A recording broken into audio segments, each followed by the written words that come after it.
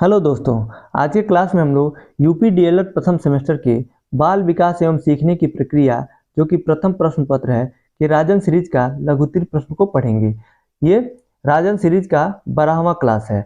पीछे हम लोग 11 क्लास में पाठ्यक्रम बहुविकल्पी और अति लघुत्तरीय प्रश्न को डिटेल में पढ़ लिया था। तो उसके बाद हम लोगों ने लघुत्तरीय प्रश्न पढ़ना स्टार्ट किया था। अगर आप पिछला 11 क्लास आप नहीं पढ़े हैं तो डिस्क्रिप्शन में प्लेलिस्ट का लिंक है, उस पर आप क्लिक करके आप पूरा क्लास वहां से पढ़ सकते हैं। इसके अलावा अगर जो आपको प्रथम सेमेस्टर के राजन सीरीज का किसी भी सब्जेक्ट का प्लेलिस्ट आपको चैनल के प्लेलिस्ट में मिल जाएगा, वहां से आप जाके देख सकते हैं। तो आइए आज का क्लास शुरू करते हैं। प्रश्न संख्या 50 है,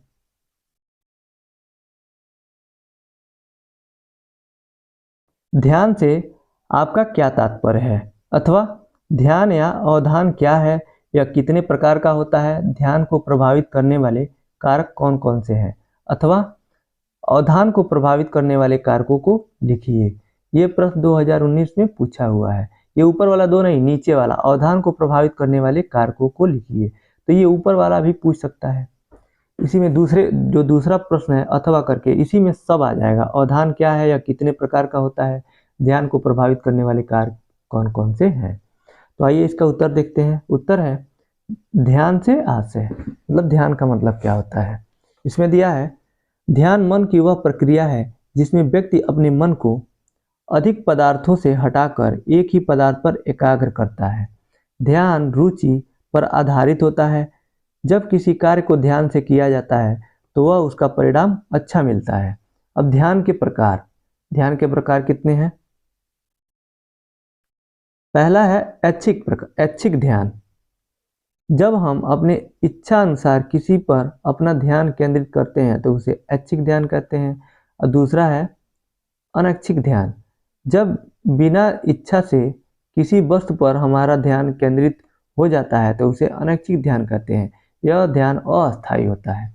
जैसे हमारी कहीं नज़र चली गई और उस पर हमने ध्यान लगा दिया कि अच्छा ऐसा है क्या, ये चीज़ जो भी कुछ है, तो उसको अनैच्छिक ध्यान कहते हैं। और एक ऐच्छिक ध्यान होता है जो हम लोग जानबूझ के लगाते हैं, जैसे पढ़ाई पे जानबूझ के ध्यान लगाना पड़ता है, ये ऐच्छिक ध्यान हो जाएगा। इसके आगे है ध्यान को प्रभावित करने वाले कारक। ध्यान को निम्नलिखित कारक प्रभावित करते हैं। पहला है उत्तेजना की नवीनता। नवीन वस्तुएं, नवीन खेल हमारा ध्यान आसानी से आकर्षित करते हैं। दूसरा है उत्तेजना की गति। गतिशील वस्तुओं पर ध्यान सरलता से जाता है, जैसे चलती ट्रेन। तीसरा है रुचि। हमारी जिन चीज़ों में रुचि होती है उन पर ध्यान जाता है, जैसे संगीतज्ञ का ध्यान अच्छे गाने पर जाता है। प्रश्न संख्या 51 है, अकाल्पनिक एवं दीर्घकाल्पनिक अकाल्पनिक नहीं है, अकालिक एवं दीर्घकालिक स्मृति में अंतर लिखिए। स्मृति का मतलब होता है कि कोई भी पढ़ा हुआ चीज़ हो या याद किया हुआ चीज़ पुनः स्मृति में लाना, उसको वापस लाना, इसको स्मृति कहते हैं।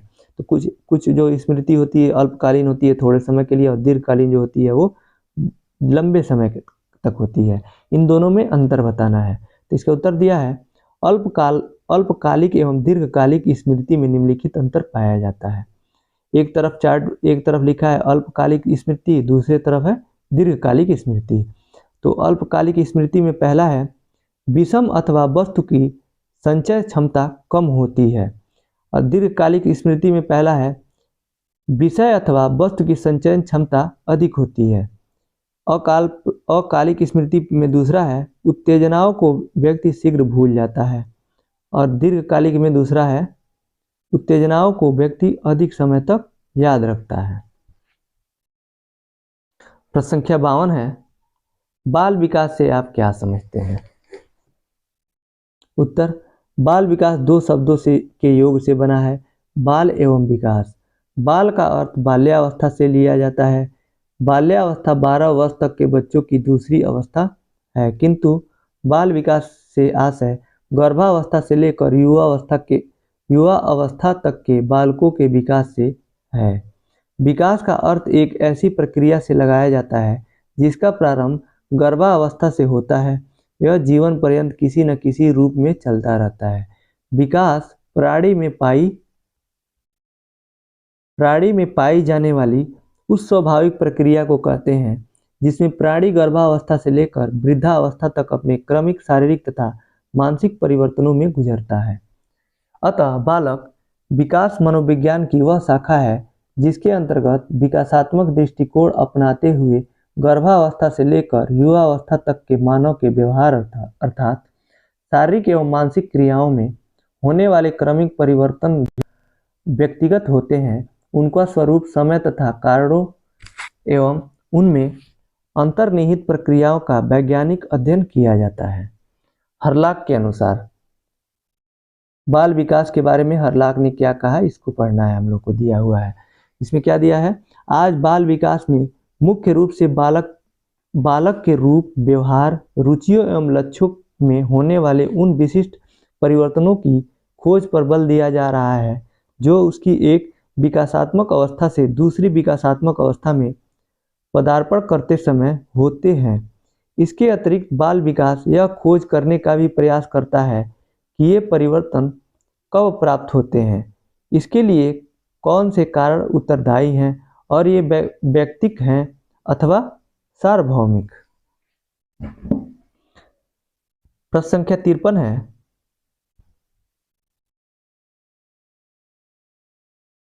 अवधान अथवा ध्यान की किन्हीं 4 विशेषताओं को लिखिए। उत्तर है अवधान की विशेषताएं। अवधान की प्रमुख 4 विशेषताएं निम्नलिखित हैं। पहला है अवधान रुचि पर आधारित होता है। दूसरा, अवधान एवं रुचि एक सिक्के के 2 पहलू हैं। तीसरा है अवधान यानी ध्यान ऐच्छिक तथा अनैच्छिक दोनों हो सकता है। व्यक्ति का विकास बराबर वंशानुक्रम गुणे वातावरण। देखिए यहाँ पे ये आ गया, अभी हम लोग ने पढ़ा है ऊपर। चौथा है अवधान ध्यान व्यक्ति का सर्वांगीण विकास करता है।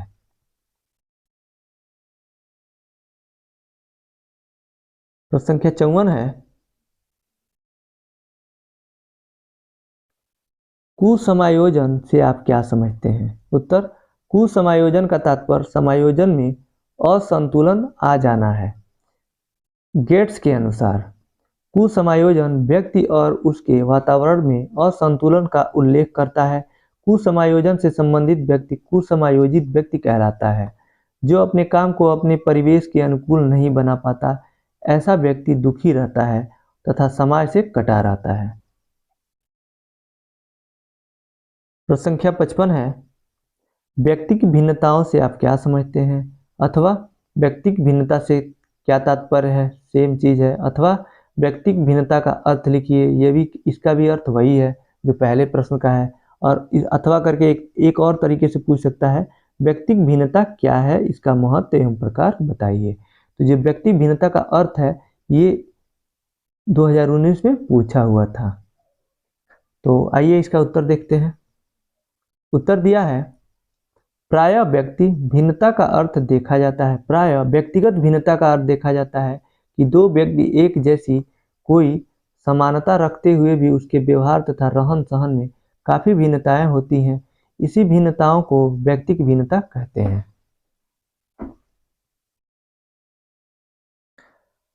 व्यक्तिक भिन्नता का अर्थ एवं परिभाषा। दो व्यक्तियों में शारीरिक, मानसिक एवं संवेगात्मक रूप से पाया जाने वाला भेद ही व्यक्तिक भिन्नता कहलाता है।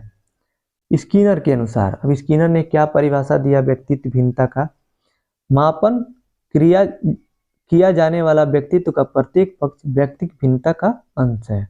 इसका महत्व है, पहला, व्यक्तिक भिन्नताओं को आधार मानकर हम वर्गीकरण कर सकते हैं अथवा अंतर स्पष्ट कर सकते हैं। दूसरा है, शिक्षा मनोविज्ञान में व्यक्तिक भिन्नताओं के माध्यम से हम यह जान सकते हैं कि किसी व्यक्ति के सीखने, कार्य करने की योग्यता कितनी तथा कैसी हो। व्यक्तिक भिन्नताओं के प्रकार। पहला है बुद्धि में भिन्नता। एक ही कक्षा में अध्ययन करने वाले छात्रों में कुछ सामान्य बुद्धि के, कुछ श्रेष्ठ बुद्धि, कुछ अति श्रेष्ठ तथा कुछ मंद बुद्धि वाले भी होते हैं। इस प्रकार हम विद्यालय में भिन्नता देख सकते हैं। ये बुद्धि में भिन्नता पाया जाता है बच्चों में, और कुछ शारीरिक रूप से भिन्न होते हैं। उसके बारे में है, वह है शारीरिक भिन्नता। विभिन्नताएं विभिन्न प्रकार की होती हैं। शरीर की सुंदर सुडौल रचना तथा स्वास्थ्य में व्यक्तित्व प्रभावशाली हो जाता है। कुछ बच्चे मोटे होते हैं तो कुछ पतले होते हैं, कुछ लंबे होते हैं तो कुछ मोटे होते हैं, मतलब कुछ नाटे होते हैं यहाँ पे होने चाहिए। इसका जो प्रश्न संख्या 56 है, इसका अगला, रुचि क्या है? रुचि कितने प्रकार की होती है? उत्तर, रुचि का अर्थ एवं परिभाषा। रुचि का अर्थ प्रेरक शक्ति से है। किसी भी वस्तु की ओर ध्यान देने के लिए उसमें हमारी रुचि का होना आवश्यक है। जब किसी कार्य में हमारी रुचि होती है तथा वह कार्य अच्छा होता है, तब वह कार्य अच्छा होता है, यहाँ होना चाहिए। क्रो एवं क्रो के अनुसार रुचि वह प्रेरक शक्ति है जो हमें किसी व्यक्ति, वस्तु व क्रिया के प्रति ध्यान देने के लिए प्रेरित करती है। रुचि के प्रकार हैं, टाइप्स ऑफ इंटरेस्ट। पहला है जन्मजात रुचि, दूसरा है अर्जित रुचि। तो पहला जन्मजात रुचि, इसमें क्या क्या होता है? जन्मजात रुचि व्यक्ति में जन्म से पाई जाती है, जैसे खाने पीने में रुचि, संग्रह में रुचि। दूसरा है इसका अर्जित रुचि। अर्जित रुचि हम बाहर से सीखते हैं, बाहर से ग्रहण करते हैं।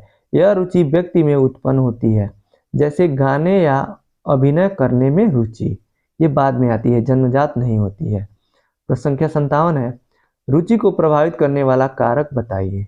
उत्तर, रुचि को प्रभावित करने वाले कारक, रुचि को निम्नलिखित कारक प्रभावित करते हैं। पहला है परिवार की आर्थिक दशा, दूसरा है अभिभावक का अनुचित व्यवहार, तीसरा है ध्यान केंद्रित न होना, चौथा है विद्यालय का कठोर वातावरण, पांचवा नीरस एवं कठिन पाठ्यक्रम, छठवां है शिक्षकों का अनुचित व्यवहार। ये सभी रुचि को प्रभावित करते हैं। प्रश्न संख्या 58 है, जीन पियाजे तथा ब्रूनर ने बौद्धिक क्षमता को कितने भागों में विभाजित किया? तो जीन पियाजे और बौद्धिक, ये देखिए अलग अलग दो प्रश्न पूछे जा चुके हैं। जीन पियाजे का अलग पूछा था, अब ब्रूनर का अभी हम लोगों ने पिछले क्लास में पढ़ा था। तो यहाँ पे एक ही में पूछा है, मतलब दोनों को मिला के एक प्रश्न पूछा है, तो इसका उत्तर पढ़ेंगे हम लोग। जीन पियाजे एवं बौद्धिक क्षमता, जीन पियाजे एवं बौद्धिक क्षमता, जीन पियाजे ने 4 भागों में विभाजित किया, मतलब संज्ञानात्मक विकास को। पहला था इंद्रिय जनित गामक अवस्था या शैशवावस्था, ये 2 से 7 वर्ष तक की अवस्था है। दूसरा है पूर्व संक्रियात्मक अवस्था, और ये 7 से 0 से, ये इंद्रिय जनित गामक अवस्था जो होता है 0 से 2 वर्ष तक होता है। अब पूर्व संक्रियात्मक अवस्था 2 से 7 वर्ष तक होता है। मूर्त संक्रियात्मक अवस्था तीसरा है, यह 7 से 11 या 12 वर्ष तक की अवस्था होती है। चौथा है अमूर्त संक्रियात्मक अवस्था, यह 11 या 12 वर्ष से 15 या 16 वर्ष तक की अवस्था को अमूर्त संक्रियात्मक अवस्था कहते हैं। ये तो जीन पियाजे का हो गया। अब ब्रूनर का देखते हैं। ब्रूनर का क्या है? ब्रूनर ने बौद्धिक क्षमता, ब्रूनर ने 3 भागों में विभाजित किया। उनके बौद्धिक क्षमता को 3 बराबर भागों में, 3 भागों में विभाजित करते हैं। पहला है क्रियात्मक अवस्था, दूसरा है प्रतिबिंबात्मक अवस्था, तीसरा है संकेतात्मक अवस्था। ये दोनों को पहले में जो जीन पियाजे का 4 अवस्था है, इसको भी डिटेल में हम लोगों ने पढ़ लिया था, वहाँ से आप देख लेंगे पीछे, और ये क्लास आप किए होंगे तो आप पढ़े होंगे। और ब्रूनर का भी अभी पिछले क्लास में हम लोगों ने पढ़ा है, तो इसलिए यहाँ पे केवल नाम दे दिया है और उसके बारे में नहीं लिखा है, क्योंकि ये पहले एक बार दे चुका है। प्रश्न संख्या 59 है, केंद्रीय प्रवृत्ति का अर्थ बताइए।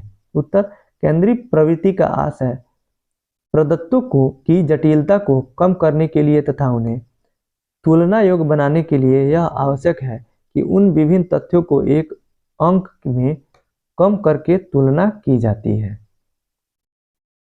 प्रश्न संख्या 60 है, अनुकरण द्वारा सीखने से आपका क्या आशय है? उत्तर, अनुकरण मतलब होता है पीछा करना, किसी का दोहराना उसको।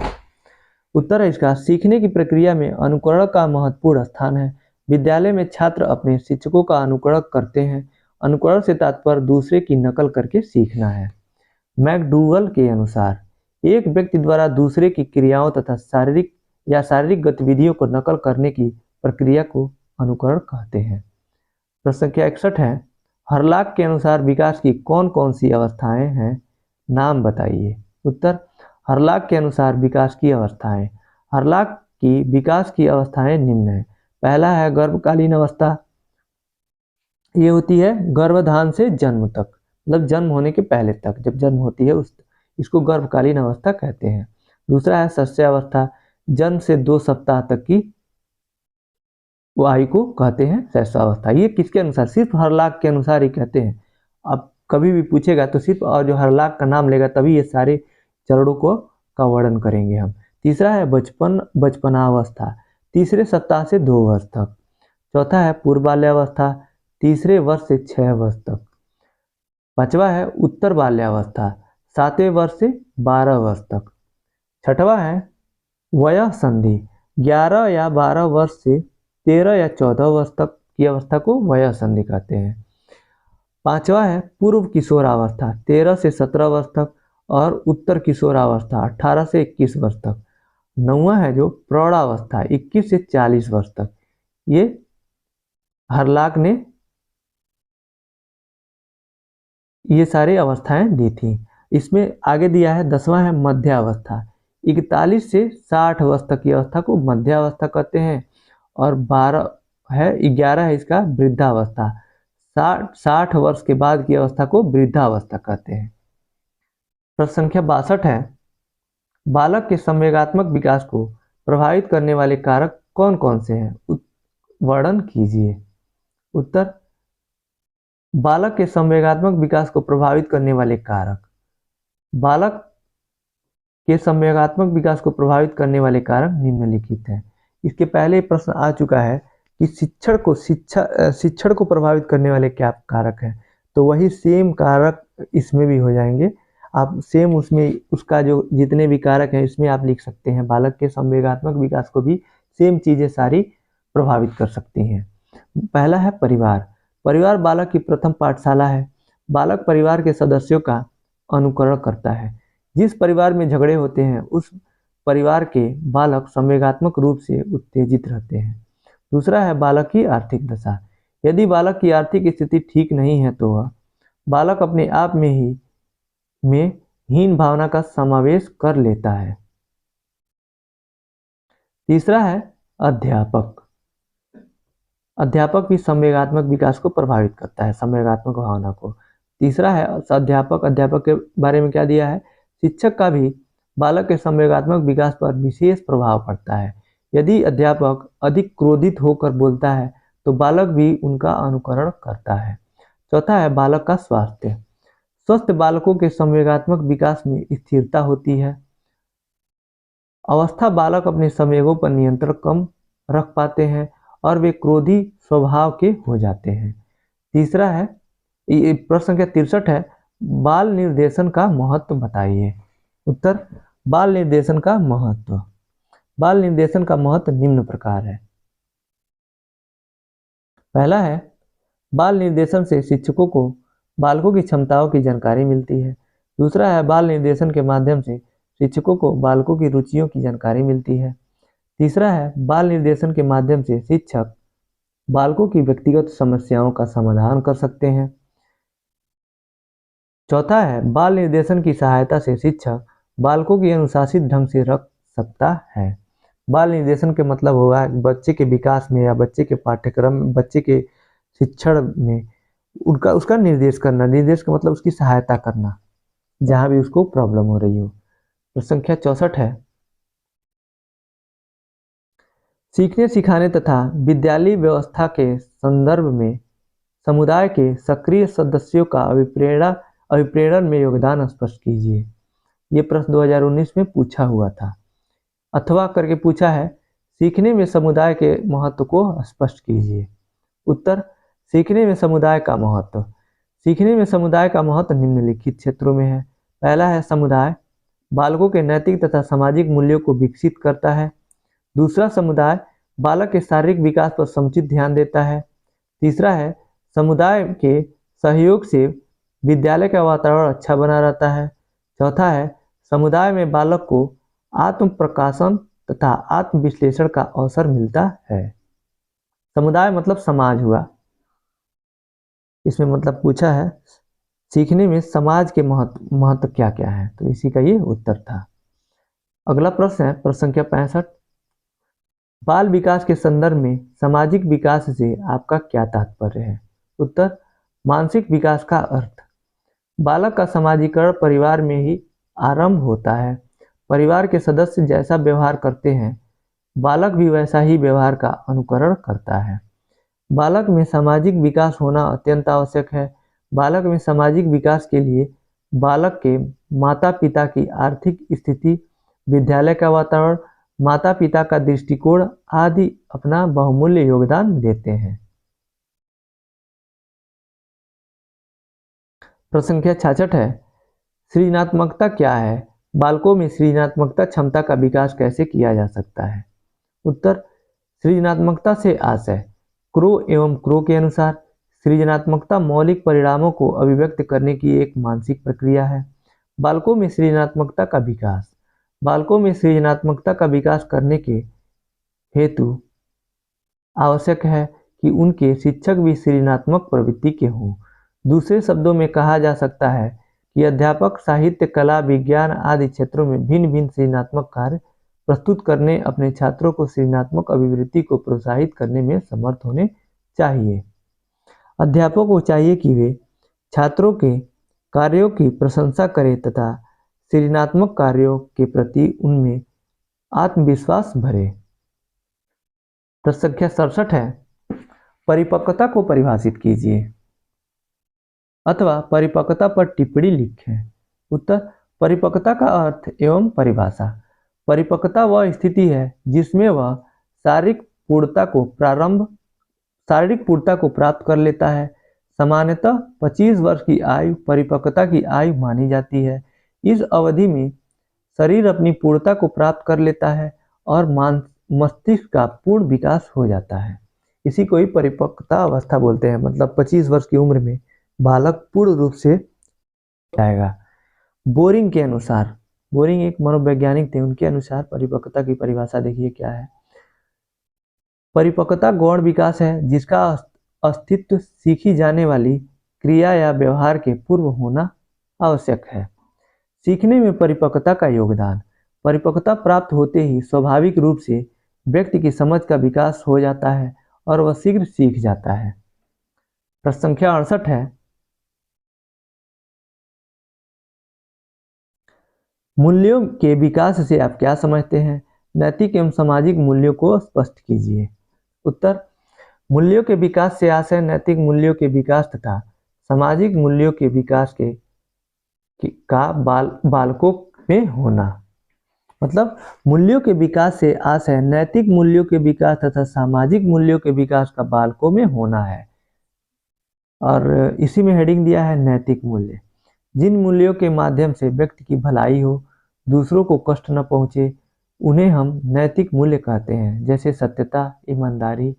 इसीलिए तो नैतिक शिक्षा दी जाती है प्रारंभिक कक्षाओं में। इसमें अगला हेडिंग है सामाजिक मूल्य। समाज में ही व्यक्ति जन्म लेते हैं और उसी में उसका विकास होता है। यदि व्यक्ति के अंदर समाज में रहते हुए दूसरे को सहयोग देने की आदतों को विकास हो गया तो इसे ही सामाजिक मूल्य कहा जाता है। बच्चों में नैतिक मूल्य एवं सामाजिक मूल्यों का विकसित करने की जिम्मेदारी उसके परिवार तथा विद्यालय की है। प्रश्न संख्या 69 है, बुद्धि परीक्षण क्या है? यह कितने प्रकार का होता है? अथवा बुद्धि परीक्षण कितने प्रकार के होते हैं? यह प्रश्न 2022 में पूछा हुआ था। उत्तर है, बुद्धि परीक्षण से आशय वह परीक्षण जिसके द्वारा बुद्धि का परीक्षण किया जाता है बुद्धि परीक्षण कहलाता है। बुद्धि परीक्षण के समय विभिन्न प्रकार के मानसिक कार्य जैसे गणना करना, समस्या का समाधान, भाषा योग्यता आदि किया जाता है। अब इसमें दिया है बुद्धि के प्रकार पूछा था, जो 2022 में पूछा हुआ था प्रश्न अथवा करके, वो प्रकार ही पूछा था बुद्धि का। तो बुद्धि के परीक्षण के प्रकार है।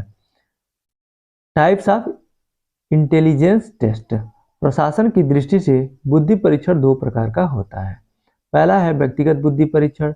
इस प्रकार का बुद्धि परीक्षण एक समय में केवल एक व्यक्ति पर प्रशासित किया जाता है।